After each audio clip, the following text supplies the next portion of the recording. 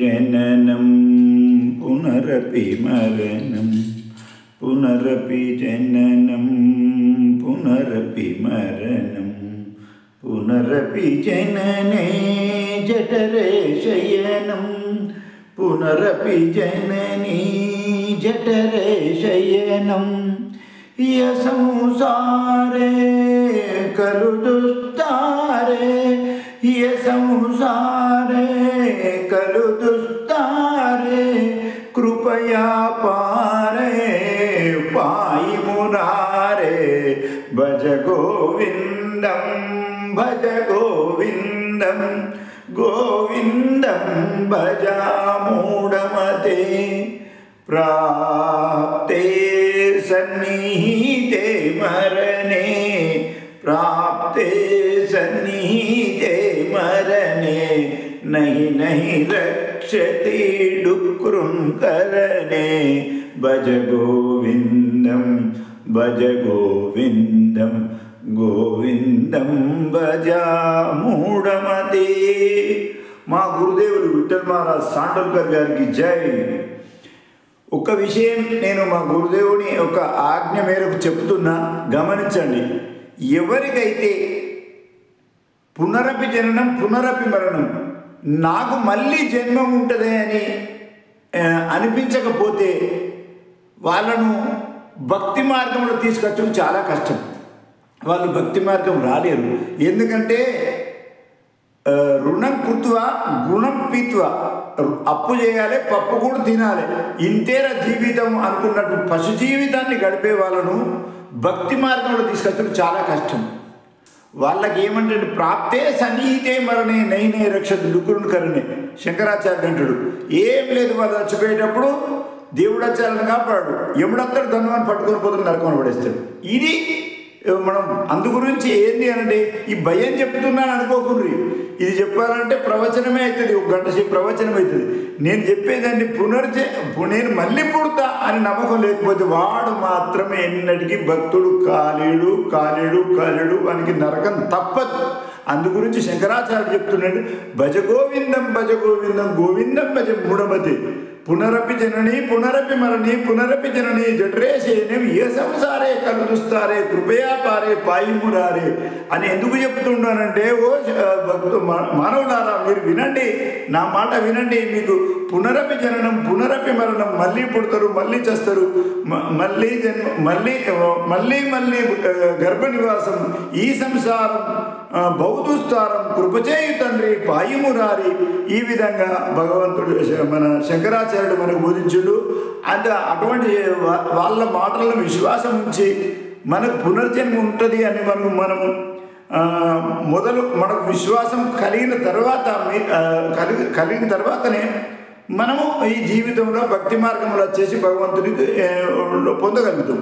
అందు గురించి ఏం చేయాలంటే మనము దీనికి ఎట్లా వస్తుంది మరి భక్తి మార్గం? మనకు వట్టిగానే వస్తుందా? నేను చెప్తున్నా, ఇది ఈ మాట ఇట్లా ఎంత తొందరగా ఇట్లా రాదు. భజ గోవిందం ఈ విధంగా గోవింద అని పడితే ఎక్కడ పోయి పడతావు? సత్సంగంలో పోయి పడాలి. సత్సంగత్వే నిస్సంగత్వం. సత్సంగంలో పోయి ఈ విధంగా నేర్చుకొని పాడితే మనకు ఒక ఏదో జన్మ భగవంతు గురుకృపతోటి ఏదో ఒక రోజు మనకు మళ్ళీ జన్మ వస్తుంది అన్నటువంటి జ్ఞానం మనకు వస్తుంది. ఆ జ్ఞానం వస్తే మాత్రం మనం తప్పకుండా భక్తుడు అవుతాడు. ఉదాహరణకు అనుకో, నాకు మళ్ళీ జన్మ ఉంటుంది అని అనిపించింది అనుకో, అయితే అప్పుడు ఏమనిపిస్తుంది అంటే నేను చెప్తే ఒకటి, పుణ్యవంత శ్రీమంత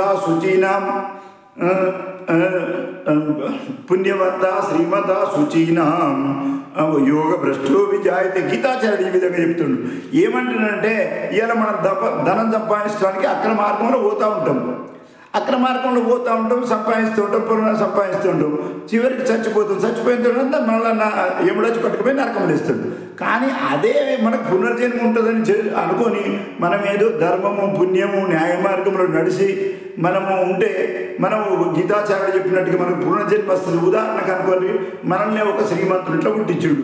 ఇవాళ ఉదాహరణకు అనుకోండి, ఒక పెద్ద శ్రీమంతుడు, అగర్భ శ్రీమంతుడు, 100 ఎకరాల భూమి ఉంది. వాళ్ళంటే ఒక పిల్లగాడు పుడుతుండు. అతనికి ఆ పిల్లగానికి ఏముంది, పుట్టగానే 100 ఎకరాల పట్టేదారైపోతుండు.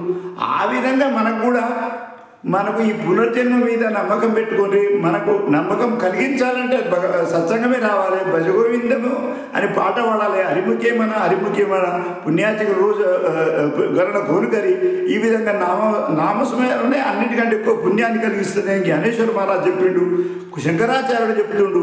ఈ విధంగా మనం ఏం చేయాలంటే పుణ్యాన్ని సంపాదించాలి. పుణ్యం సంపాదిస్తే మాత్రం పునర్జన్మ కలుగుతుంది. పునర్జన్మలో కూడా మనం శ్రీమంతులు ఎట్లా పడతాం, పండితులు ఎట్లా పడతాం, మంచి భక్తులం అవుతాం, భక్తి మార్గంలో చేరగలుగుతాం, జన్మ కృతార్థమవుతుంది. ఈ విధంగా మనము శంకరాచార్యుడు చెప్పినట్టుగా ఇది ఎటువంటి జన్మ మనది, నలినీ గత జలమతి దళం తత్వజీవితం అతిశయ చెప్పలం. ఇది చాలా అంటే తామరాకుపై నీటి చుక్కవలే ఎప్పుడు రాలిపోతుందో తెలియదు. అందుగురించి ఏంటంటే మనకు పునర్జన్మ ఉంది అని శంకరాచార్యుడు చెప్పిండు. ఆ విశ్వాసం నాకు కూడా కలిగింది, నేను కూడా చెప్తున్నా, మా విఠల్ బాలాజీ కూడా చెప్పిండు. ఈ మాట నమ్మిండ్రి, మీరు సత్సంగాలకు రాండ్రి, హరిపాఠం చేయండి, భజగోవిందం చదవండి, పుస్తకాలు నేను నా దగ్గర ఉచితంగా ఇస్తున్నా, తీసుకుపోయి చదవండి అన్న వివరాలు బాగా రాసిన నేను.